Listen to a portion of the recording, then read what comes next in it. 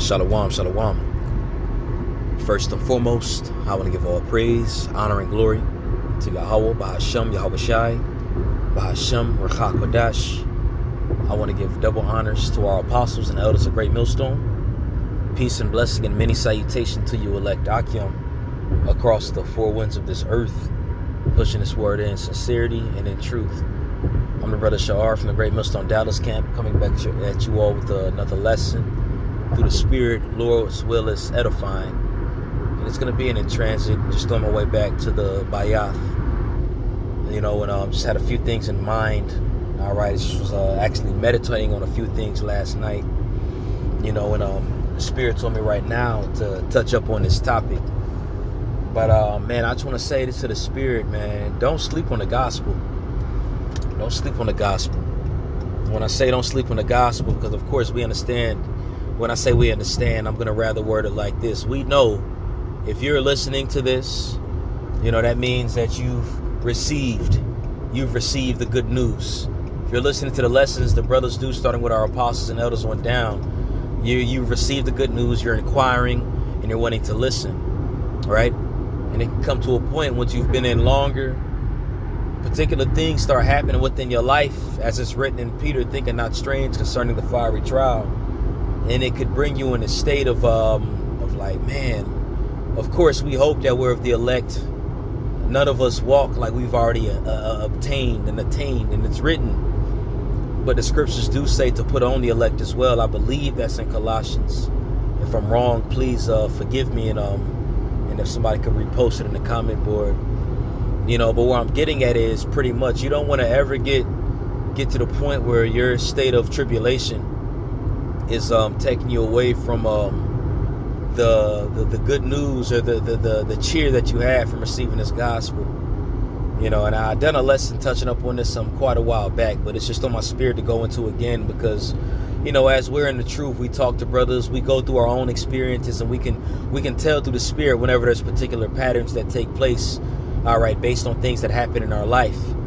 And it could cause us to, I don't want to necessarily say err, but it could cause us to possibly forget the fact that we've already received the victory. And it could get to the point where you're constantly blaming Satan on particular things. You're sitting there like, damn, what's going on? I hope the Lord ain't killing me, judging me, whatever the case is. But then you got to sit back and remember the things that you pray for, whether it's faith, strength, whatever the case is. And this is the Lord giving this to us. He's giving this to us in a higher fashion and more of a level than before because we're so close to the end. Okay, so these are things to consider when you pray for faith, when you pray for growth, when you pray for strength, when you pray for vision. Expect that restriction and know what's going to come, and that's your part to really your point, or your time, I should say, to really sit back and meditate on it and attack it while it's at hand. And you attack it by the joy of the scriptures, by the understanding that this is a benefit towards you in the spirit. And that's why I said earlier, man, don't sleep on the gospel. Because having the gospel makes you understand and see all these things, and it puts you in remembrance of the fact that we have the good news. Death has already been conquered and defeated. Esau's kingdom is falling down. This place is withering, and we're getting ready to obtain glory here very soon. Don't sleep on the gospel. This is the book of Isaiah 61. Bear with me. I'm driving. And this is something that I go into often, but it definitely holds weight. Now, when you read this here in Isaiah 61, Yahweh Shai actually quoted this when he went into the synagogue. You read it in Luke. I can't remember the exact chapter. But when Yahweh Shai had read this is when those individuals in the synagogue, namely those Pharisees and Levites, they got offended because Yahweh Shai said this is fulfilled. And they couldn't accept the fact that he was the Messiah. He was the one that was prophesied that was going to come and bring restoration unto Israel. So when he said this is fulfilled, they were just thinking of it like, oh, it's done. It doesn't apply anymore, when that's not the case. It means it was set in stone, and he's the one that was meant to completely fulfill that, so those that believe can follow afterwards. And this is the gospel, right? That's why you really read it, Matthew, Mark, Luke, John. Those are the Gospels. And not even just those books, but the whole scriptures, having the understanding of the promises, knowing that we've received the victory, knowing that we already have the win over our enemies. That's the gospel, because that's the good news. And these are what people don't understand. Your family's not going to understand that. You know, coming up in the world, we didn't understand that. But the gospel is what we have. It's this news. You know, and we understand that certain scriptures say much knowledge cometh much sorrow, but we can't forget the fact that we have the victory, man, and we should be in good cheer because everything's already become overcame. Because it can get to the point, and I know this is what my few years being in the truth, because I've only been in here a few years, but I know I've had my lows being in this thing in my time, and I've had to snap back into a Slim Jim and remember that we got the victory already. Everything's been overcome through Yahweh Shai. You know, that's why I keep saying it. And I know I might sound like a broken record, but I'm going to say it again. Don't sleep on the gospel, man. Don't sleep on this shit. And it ain't shit as a negative, man, but I'm just expressing myself. Don't sleep on it, man. It's the most beautiful thing any type of mortal can attain. And we've attained that because we're not ordinary. We're not regular mortals, man. Yahweh Ba'Shem Yahweh Shai had deemed us worthy enough to carry this good news and not only carry it, but declare it, to show it forth, not only within your words, but in your action. And how much more can you really appreciate it by when you going through those straits and you going through that tribulation and you still sit back and remember, man, I got the gospel. It's the good news. This is the message of the kingdom of heaven coming to earth. Us receiving the victory. Esau being in straits. Us living to be immortals. Us being gods, man, at state. And that should bring joy to us off the rip. Of course, understanding we're going to complain on occasions. We're going to go through our shit because it's written. That's why I mentioned earlier, man, but you got to remember to snap it to a Slim Jim. And remember, you know, when you are going through that, don't have to harp on it too long, man. You don't want to be in that state of mourning too damn long to the point where it can cause you to forget what you've already acquired through the Spirit, if you are the elect. Not to forget that you got the good news, man. This is liberating, man. This is liberating what we are part of. We free. You know, don't want to harp on the curses too much to the point where you still believe you cursed. I mean, Yahweh Shai was in vain, man. His crucifixion was in vain. And we understand and know his crucifixion wasn't in vain, so you ain't no cursed man. Of course, hey, we ain't in the kingdom, so certain things are still going to apply, but you don't walk around with that, woe is me, we done, oh, we're under the curses. You've been liberated, man. You ain't under the curse of the law no more. You under grace. This is the book of Isaiah 61:1. It says, the Spirit of the Lord, Yahweh Ba'Shem Yahweh Shai, is upon me, because the Lord, Yahweh Ba'Shem Yahweh Shai, hath anointed me to preach good tidings unto the meek. Right? And Yahweh Shai fulfilled this. Where you read this here, but we're still following suit with Yahweh Shai, but it was already set in stone before the foundations of the earth, and after everything's said and done, this is already established what's going to happen, and Yahweh Shai was going to be at the forefront of this. So as Yahweh Shai came to preach these tidings, and as Isaiah is prophesying about it, who's the meek he's talking about? He's talking about good tidings to the meek. The scriptures say the meek shall inherit the earth, man. That's good enough news. We the meek, the Israelites, starting with you brothers pushing this word, man, in sincerity. It's just talking about us. And these are good tidings, and if it's good tidings and it's written within the book that gives us life, then we can't even begin to fathom how good those tidings are. I mean, we know it's good, but really sit back and think, because this is the word that's inspired from the heavens. And if it's written good from that, I'll take it. Even in the darkness. Even when you're going through straits, flesh, mind, significant other, whatever you catching, man. We got good tidings, man. This ain't mourning. This ain't bad news we've received. This is outstanding news. This is outstanding news that we've attained through the Spirit. And we should really continue to walk like it. And if you to the point where you sitting back, and we've all been there. So I'm not just singling you out. You know, we've all been there. But if you're sitting back like, man, I hope this, that, and the third, you got to reflect and reevaluate what you part of. Re-reflect what you involved in, man. Re-examine yourself. This letter, this word does not bring death. This brings life, man. This brings life, and it invigorates you even when you're in a state of death. This brings life unto you, and it quickens you, man. Stuff we should all really consider. So I'm going to continue to read. It says to preach good tidings unto the meek. All right. He had sent me to bind the brokenhearted and to proclaim liberty to the captives. Is this not our captivity? All right. But he said he's came to preach good tidings to bring liberty unto the captives. And when you go into liberty, man, liberty goes into freedom. All right. Even though we know that we're in this flesh. All right. We know that we in captivity, man. But we got the ultimate X factor.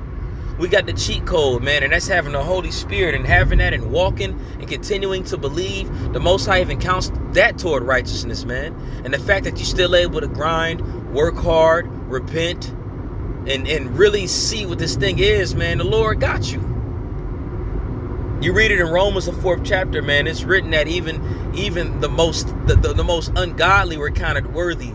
The most ungodly were counted worthy because their belief accounted for them toward righteousness. And that's talking about us, and that's written of in Romans 4 and 5. Okay, it goes into faith. And this is what this gospel is meant to do. It was meant to reawaken and re-quicken that spirit, that faith that we've had from the beginning. It brought us back into that life. Because you remember that good news. You remember that promise. You remember that promise that the Most High, the creators of heaven and the creator of heaven and earth, everything that we see and the things that we can fathom and that we can't even fathom and begin to understand. The one that's on our side had given us this gift, man. So how much more should we be grateful that we have this type of top shelf understanding? In wretched flesh, by the way, sinful flesh, by the way, flesh that's undeserving to have it, we've received it, man. Don't sleep on the gospel. And that's the good tidings.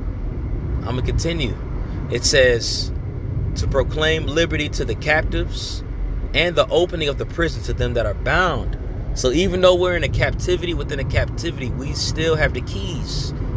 Having this understanding, having these good tidings ultimately liberates us and gives us the keys to be able to receive the great gift the Most High intended for us to have in these wretched bodies. And that's the gospel. That's what it does, man.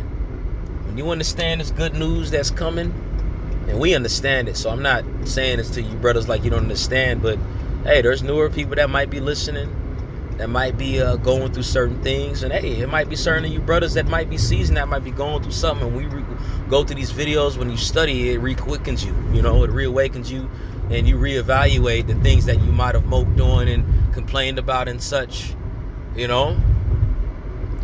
But this is Isaiah 61 and 2. It says to proclaim the acceptable year of the Lord and the day of vengeance of the Most High, our God, to comfort them that mourn. So this word, this message of ours is comforting, man. And it's supposed to comfort us no matter what we're going through. And literally no matter what we're going through. Whether you're on the fucking brink of death. If you are the elect, these words are going to comfort you. Even understanding that we in this flesh and this shit can suck on occasions, man. But we can't forget that all of us are partakers of Yahweh Shai's sufferings, and he endured and he still found joy. Knowing he was afflicted, knowing he was a man of sorrows and acquainted with grief. That's just written of in Isaiah 53. And he still walked the way that a perfect leader was supposed to walk. And if we follow in that suit, if we follow in that man who is the way, the truth, and the life, man, no matter what we're going through, man, we should be able to snap into a Slim Jim and ready to go back to it. You know? Don't want to get to the point where you're showing yourself weak among the congregation due to some bullshit you're going through, and we all got shit going on. You want to walk like you know the gospel, man. You want to walk like you got life. Like you have life. You know? Everybody else got death. And these plagues and all this torment coming, man, that's for them. That ain't for us, man. That ain't for us. That's for them. Okay? This is for those that are without. We've attained.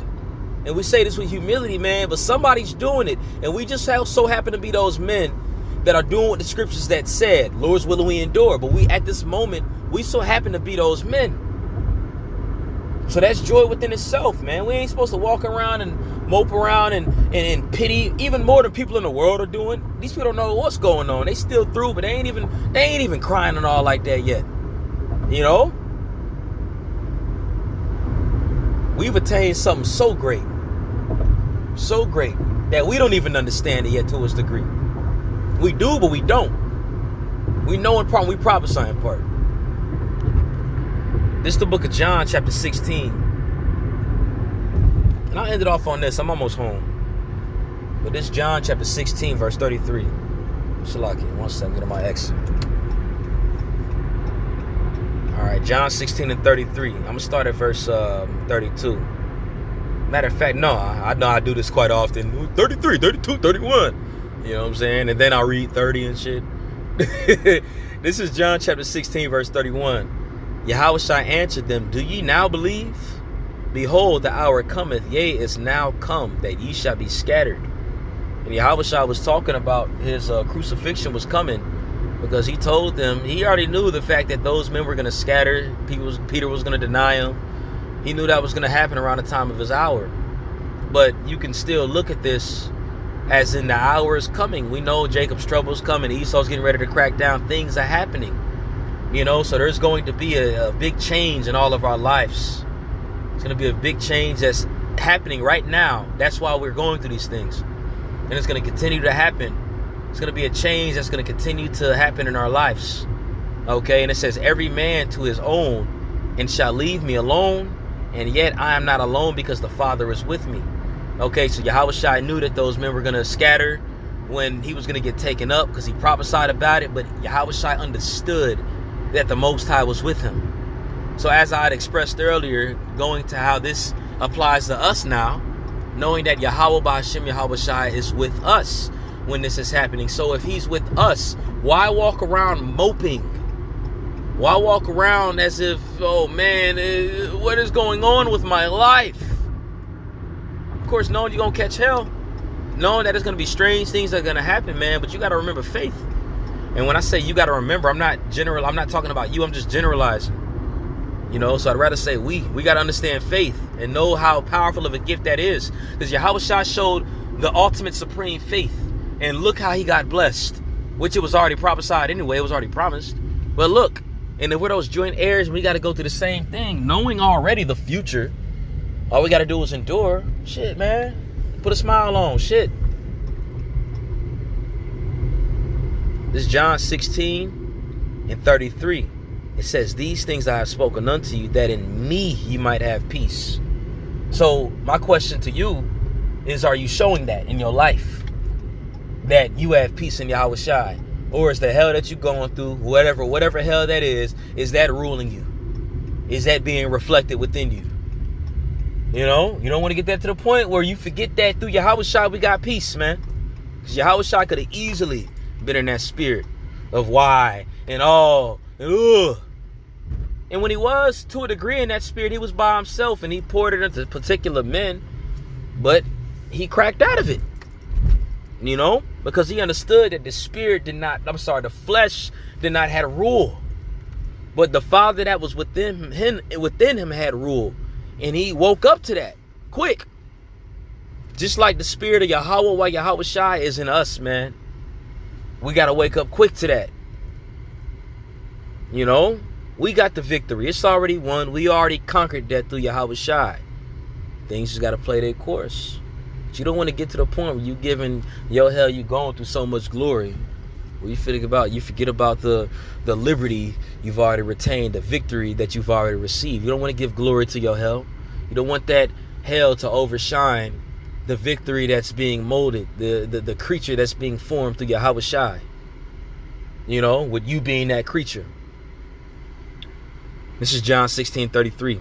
These things I have spoken unto you, that in me ye might have peace. In the world ye shall have tribulation, but be of good cheer. I have overcome the world. Yahushua could have easily said, in the world ye have tribulation, but hey, it is what it is. He said, be of good cheer, man. And there's times when you catching hell and you ask the Lord, Lord, please show me this good cheer. I want to receive this good cheer. And he'll reveal it to you, man. But when you catching that hell, you got to call unto him and trust. And know that through this tribulation, we're going to receive the kingdom, man. Because we have the gospel. This is the good news, bro. This is the good news. Remember that. Etch it. Write it down. The gospel ain't just the first few books in the New Testament where people are just say, oh, let's go into the gospels. You know? But you ultimately forget what the gospel really represents. And it's the fact that you don't have to be in that state of mourning no more. Now, when this flesh is going to happen, Yahushua said, much tribulation. He said, but in the midst of that, be of good cheer. You know?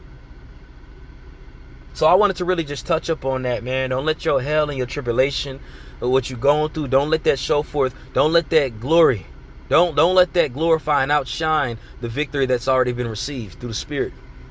You know? Especially since we in this time. And it's more things that are happening in all of our lives. It's all a test. We know it. But shit, since we know it, let's show it. You know? So I'm going to end it off on that. I know that was a little raw. I was just on the road. Just got back to my abode. You know, but I'm going to end it off on that. Lord's willing, it was edifying. Lord's will, it was built up. And, you know, as I said this, you know, this is something that, of course, as we examine ourselves, something I had to reflect on. You know, as going through things I'm going through, we all go through particular things, man. And as it was comforting to me to read this and just meditate on this, I wanted to put this on wax. You know, so I'm going to end it off on that. Lord's willing, this is edifying. Yahweh Bashim, Yahweh Shai, Bashim Rakakodash Brakatham, brothers. Shalom, and sisters. Shalom.